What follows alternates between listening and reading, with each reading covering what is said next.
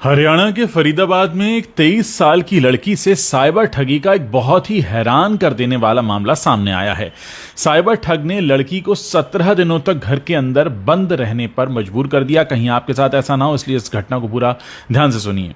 इसे digital arrest का नाम भी दिया जा रहा है। इस दौरान ठगों ने लड़की से 2.5 लाख रुपए भी हड़प लिए। पीड़िता ने बताया कि घटना की शुरुआत 12 अक्टूबर को हुई, जब लखनऊ से उसके पास एक कॉल आया। इसके बाद वो ठगों के झांसे में ऐसा फंसी कि खुद के घर में ही कैद होकर रह गई। आपको बता दें कि साइबर ठगी का शिकार हुई लड़की का नाम अनन्या है, फरीदाबाद की रहने वाली है। एक इंटरव्यू में अनन्या ने बताया कि सब कुछ ठीक चल रहा था। इस बीच 12 अक्टूबर को उसके पास एक कॉल आया।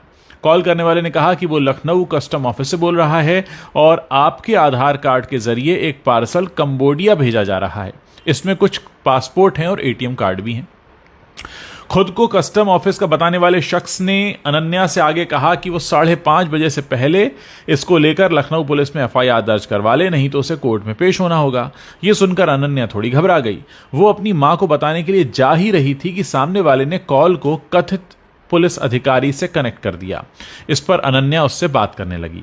अब अनन्या बताती है कि जब मैंने उस कथित पुलिस अधिकारी से बात की तो उसने कहा कि एफआईआर के लिए मुझे वीडियो कॉल पर आना होगा, क्योंकि डिजिटल एफआईआर कैमरे पर ही होती है।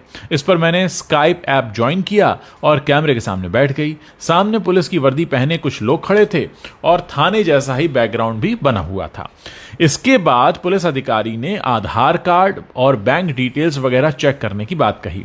फिर कुछ देर बाद उसने कहा कि आपके यानी अनन्या के खिलाफ तो पहले से ही एक एफआईआर दर्ज है और अरेस्ट वारंट भी जारी हो चुका है। उसने बैंक के अधिकारी का नाम लेते हुए कहा कि आप उससे एसोसिएटेड हैं और उसके खिलाफ ह्यूमन ट्रैफिकिंग जैसे गंभीर केस दर्ज हैं। हमारे पास सबूत हैं, गवाह हैं, दोनों मौजूद हैं। यह सब सुनकर अनन्या काफी घबरा गई।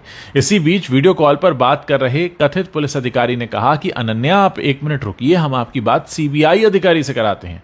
और कुछ देर बाद एक सो कॉल्ड कथित सीबीआई अधिकारी भी लाइन पर आ गया।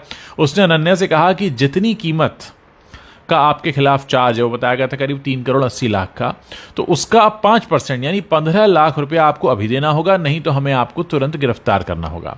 जब अनन्या ने इतने पैसे देने में असमर्थता जताई तो उसने कहा कि अब हम आपको डिजिटल अरेस्ट कर रहे हैं। इस दौरान आप अपना स्काइप बंद नहीं करेंगी, 24 घंटे हमारी निगरानी में रहेंगी, कैमरा ऑफ कर सकती हैं, लेकिन हम आपकी आवाज सुनते रहेंगे।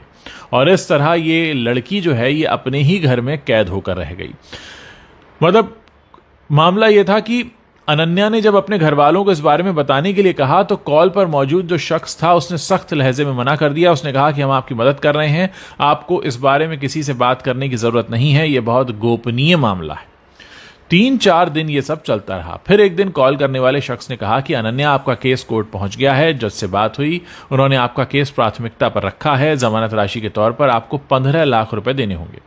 जब अनन्या ने कहा कि मेरे पास इतने पैसे नहीं हैं, तो उसने हिंट दिया कि आप अपनी पढ़ाई की फीस से पैसे दे सकती हैं। यानी उनको पता था कि इसके पास फीस के पैसे होंगे। अब इसको लेकर अनन्या का कहना है कि पता नहीं कैसे उन लोगों को ये बात पता चल गई कि मैं पढ़ाई के लिए कनाडा जाने वाली हूं। इसके बाद उन्होंने फ्रॉड बेल का झांसा दिया, तो घबराहट में मैंने 2.5 लाख रुपए उनको ट्रांसफर कर दिए। ये पैसे हॉस्टल की फीस और पढ़ाई के लिए रखे गए थे। बाद में जब और प्रेशर आया तो ये कहा गया कि अपने पापा के क्रेडिट कार्ड से पैसे भेजो, दोस्तों से मांगो, कहीं और से भेजो, लेकिन मैं टालम टोल करके किसी तरह उनकी बात काटती रही।